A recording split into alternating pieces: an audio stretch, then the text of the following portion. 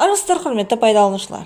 Ана тілін арын бұл, ұятын боп тұр бетте, өзге тілдің бәрін біл, өз тіліңді құрметте, деп қазақтың ақиық ақыны Қадыр Мырзали Бекер жырламаған болар.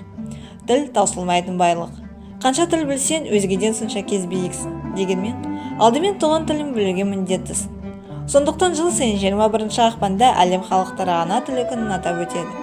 Ана тілінің халықаралық күні 1999 жылы 17 қарашада ЮНЕСКО-ның бас конференциясының 30 сессиясында бекітілген. Тіл және мәдени алуан түрлілікті сақтау мақсатында 2000 жылғы 21 ақпаннан бастап атап өтіледі.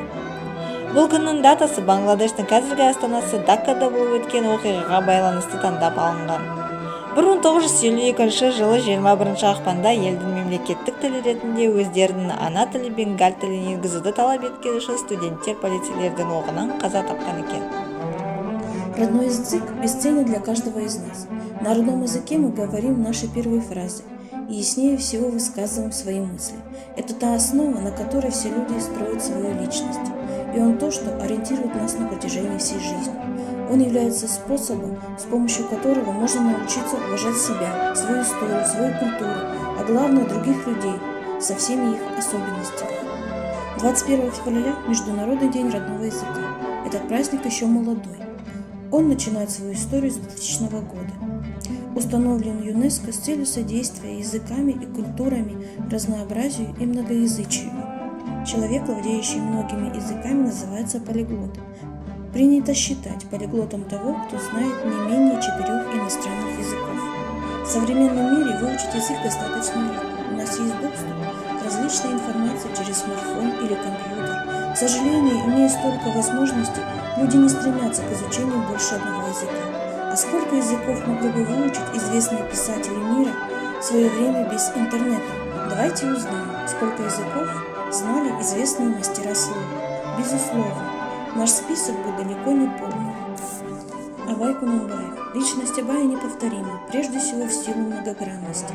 Он и просветитель, и поэт, и философ, и композитор, и переводчик. Человек, соединивший в себе незаурядные творческие дарования. Знал Абай Кунанбаев арабский, персидский, русский, казахский и многие другие языки. Благодаря его переводам казахи познакомились с творчеством не только восточных поэтов, но и с лучшими образцами русской, немецкой, английской литературы.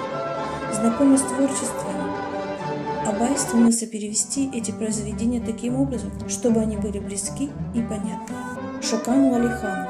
По традиции, согласно которой сын хана должен знать 7 языков, Шокан с детства изучал арабский, шагатайский языки, а позже усвоил тюркский язык Средней Азии. В начальной частной аульской школе Шокан овладел основами арабского, персидского и средневекового тюркского языка. Когда Шокана Уалиханова привезли в Омск, он ни слова не знал по-русски. Однако через несколько месяцев любознательный мальчик почти в совершенстве узнал русский язык.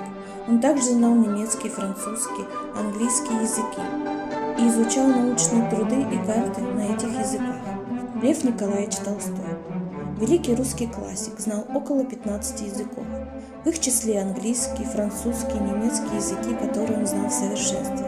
Легко читал на польском, чешском, итальянских языках. Вдобавок знал греческий, латинский, татарский, украинский, церковнославянский, а также изучал голландский, турецкий, древнееврейский, болгарский. Также он знал много и других языков. Александр Сергеевич Грибоедов. Известный русский драматург и дипломат, знал 9 языков. С юности владел немецким, французским, итальянским и английским языками. Изучал греческий и латынь. Позже овладел персидским, арабским и турецким.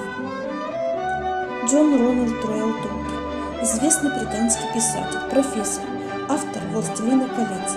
Знал около 30 языков и создал свой собственный язык. Помимо родного языка, Толкин в той или иной степени владел греческим, древнегреческим, ивритом, латинским, французским, немецким, финским, датским, русским, голландским, испанским, итальянским и многими другими. Ярослав Гашек. Чешский писатель-сатирик, автор «Похождения бравого солдата Швейка». Кроме своего родного языка, свободно говорил на 7 языках – русский, французский, немецкий, английский, венгерский, башкирский, сербский, а также изучал китайский и японский. Язык Это не только набор правил и форм, это характер, традиции и жители, и настроение страны, в которой на нем говорят. Узнайте о них, проникнитесь ими, создайте в голове ассоциации, и изучение пойдет легче. Дорогие читатели, а сколько языков знаете или изучаете вы? Ждем ваших ответов в комментариях.